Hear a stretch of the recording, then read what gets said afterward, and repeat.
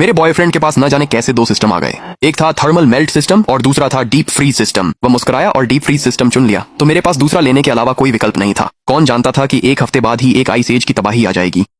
सभी लोग घरों में फंसे थे और खाना और गर्मी सबसे बड़ी समस्याएं बन गई थीं। थर्मल मेल्ट सिस्टम की मदद से मैंने हमारे बिल्डिंग को जमी हुई बर्फ से मुक्त किया और बर्फ में जमे खाने को पिघला दिया। बाद में अधिकारियों ने मेरी शक्ति का उपयोग शहर की ऊर्जा के लिए किया। जल्द ही मैं सबकी चहेती हीरो बन गई, पर मुझे उम्मीद नहीं थी कि मेरा बॉयफ्रेंड जलन में मुझसे इतनी नफरत करेगा। आइस एज खत्म होते ही उसने मुझे छत से नीचे धक्का दे दिया। हर किसी की पूजा पाने वाली जिंदगी अब मेरी बारी थी।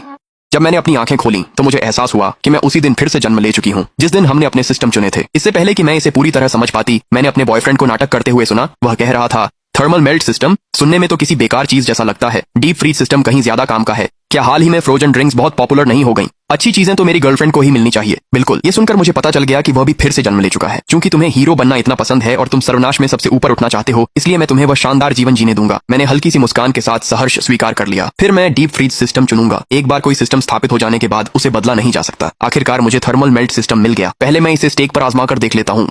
हाँ, ये शक्ति मेरी हुई। अब कौन मुझे चुनौती देगा? आइस एज में थर्मल मेल्ट सिस्टम वो खजाना था जिसके लिए हर गुट लड़ने को तैयार था। लेकिन जैसा कि कहावत है, बड़ी शक्ति के साथ बड़ी जिम्मेदारी भी आती है। उसे क्यों लगता था कि सुपर पावर मिलने का मतलब है कि कोई कीमत नहीं चुकानी पड़ेगी? जिस जगह हम रहते थे वह मेरे नाम पर किराए पर ली गई थी। मेरा बॉयफ्रेंड मेरे अपार्टमेंट में यह कहकर आ गया कि वह नौकरी ढूंढ रहा है और हमारी शादी के लिए पैसे बचा रहा है। इस बार मैंने उस जगह को छोड़कर कहीं और किराए पर घर लेने का फैसला किया। अब भी सर्वनाश आने में 7 दिन बाकी थे। मेरे पास काफी समय था। मैंने 58.com ऐप से शहर के पास एक ऐसी कॉलोनी ढूंढी जहां न स्कूल था न अस्पताल, और वह कब्रिस्तान के पास थी। फिर मैं गाड़ी चलाकर वहां पहुंची। बॉस, मैंने किराया भेज दिया है, कृपया चेक कर लें। ठीक है बिटिया, ये लो तुम्हारी चाबियां। जब तक मैंने जगह सेट की, पूरा दिन बीत चुका था। उस रात घर पहुंचते ही मेरा बॉयफ्रेंड मुझ पर शक करने लगा। आज छुट्टी थी, इतनी देर क्यों हुई? उफ, वही मेरा सिरदर्द मैनेजर। पता नहीं उसे क्या सूझी, लेकिन उसने मुझे वीकेंड पर भी ओवर टाइम करवा लिया। क्योंकि तुम इतनी निकम्मी हो तो ज्यादा सीखना तुम्हारे लिए अच्छा ही है। मैनेजर तुम्हारी बहुत कद्र करता है। तुम देर से आई इसलिए मैंने खाना नहीं बचाया। कुछ भी देख लो और जो भी है खा लो। मैं सोने जा रहा हूँ। पिछले जन्म में मैं सच में अंधी थी। मुझे बहुत पहले ही उसकी नकली शक्ल पहचान लेनी चाहिए थी। और इस जन्म में अब जब उसके पास थर्मल मेल्ट सिस्टम है, क्या वो नहीं चाहता कि दुनिया का अंत जल्दी आ जाए ताकि सब लोग उससे मिन्नतें करें और उसका फूला हुआ मसीहा वाला घमंड और बढ़े? अगली सुबह जल्दी मैं हमेशा की तरह अपने समय पर काम के लिए निकल गई। सबसे पहले मैंने अपने बॉस से 1 महीने की छुट्टी मांगी। फिर मैं सीधे मॉल के एक बड़े सुपरमार्केट गई और वहां जितने भी self heating hot pot, self heating meal, डिब्बा बंद खाना, सॉसेज और बोतल बंद पानी थे, सब खरीद लिए। मैंने टॉयलेट पेपर, कंबल, थर्मल कंबल और दूसरी रोजमर्रा की चीजें भी खरीदी। फिर अनाज और सब्जियां भी लादकर कई चक्कर लगाकर अपने नए घर पहुंचा दी।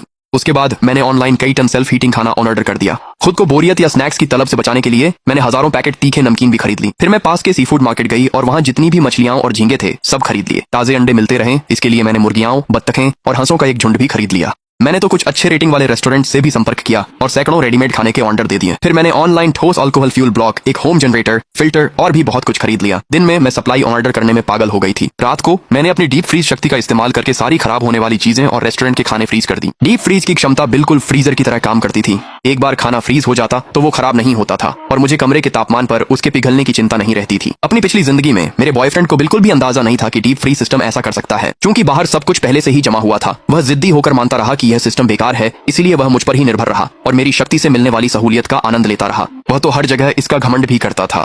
पिछले कुछ दिनों में जब भी मैं देर रात घर लौटी, मेरा बॉयफ्रेंड गहरी नींद में सो रहा होता था और घर में कुछ भी बदला नहीं था। उसे यकीन था कि थर्मल मेल्ट सिस्टम से वह प्रलय के शीर्ष पर पहुंचकर सब नियंत्रित कर सकता है।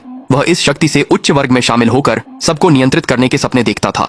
प्रलय के आने को लेकर उसकी उत्तेजना छुपाए नहीं छुप रही थी। जब मैंने दोबारा अपनी आंखें खोली तो मेरा बॉयफ्रेंड चुपचाप मेरे बिस्तर के पास खड़ा था। उसने भौहें चढ़ाकर कहा, इन पिछले कुछ दिनों में मैंने तुम्हें ज्यादा देखा नहीं है।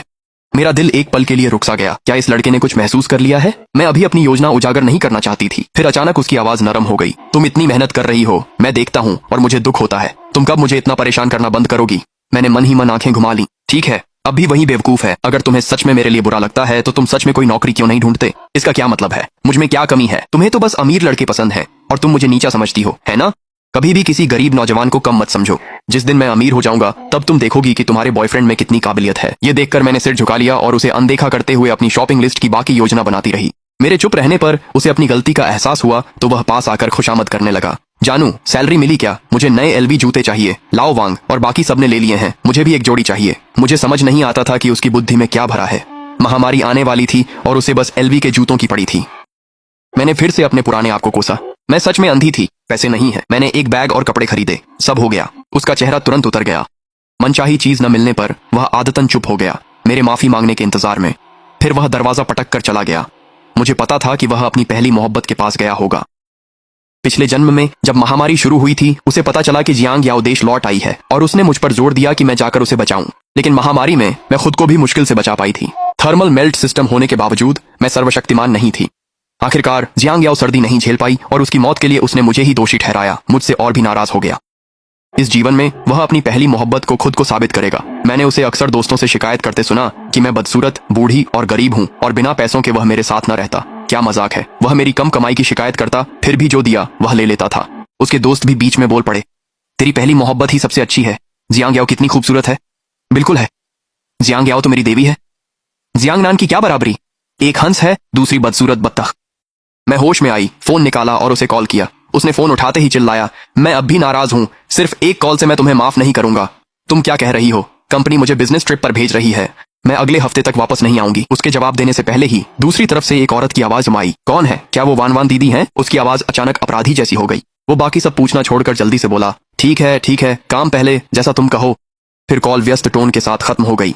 जैसा कि उम्मीद थी, उसने मुझे प्रलय के बारे में कोई चेतावनी नहीं दी, लेकिन इससे कोई फर्क नहीं पड़ा। मेरा लक्ष्य पहले ही पूरा हो चुका था। मुझे बस इतना चाहिए था कि वह सोचे कि मैं बिजनेस ट्रिप पर गई हूँ और उससे बहुत दूर हूँ। फिर मैं अपने नए किराए के घर गई और चुपचाप प्रलय के आने का इंतजार करने लगी। मेरा बॉयफ्रेंड घमंड से भरा हुआ था कि थर्मल मेल्ट सिस्टम के साथ हर कोई उससे भीख मांगेगा और उसकी पूजा करेगा। उसने घर पर सिर्फ कुछ पैकेट इंस्टेंट नूडल्स और कुछ ड्रिंक्स ही तैयार किए थे। इसलिए मैंने फ्रिज में रखा सारा सामान और सारी जरूरी चीजें समेट ली। उसे खाने के लिए एक निवाला भी नहीं छोड़ा। सब कुछ लेकर जब मैं अपनी नई जगह पहुंची तो मैंने डीप फ्रीज सिस्टम का इस्तेमाल करके दरवाजे और खिड़कियां अच्छी तरह सील कर दी। मैंने दरवाजे को जमा दिया ताकि कोई अंदर घुस न सके। मैंने खिड़कियों को जमा दिया क्योंकि जब बर्फीली प्रलय आएगी तो बहुत से लोगों की खिड़कियां ठंड से फट जाएंगी। एक पूरे दिन की व्यवस्था के बाद मेरा नया किराए का घर असल में एक मजबूत प्रलय शरण स्थल बन चुका था। मैंने यह जगह इसलिए चुनी थी क्योंकि अपनी पिछली जिंदगी में जब मेरी प्रणाली से शहर को बिजली मिलती थी तो यह इलाका उस कवरेज जोन में आता था। यह जगह पूरे दिन गर्मी और बिजली नहीं दे सकती थी, लेकिन हर 2 दिन में 1 घंटे के लिए बिजली आती थी, जो मेरे निजी जनरेटर के लिए काफी थी।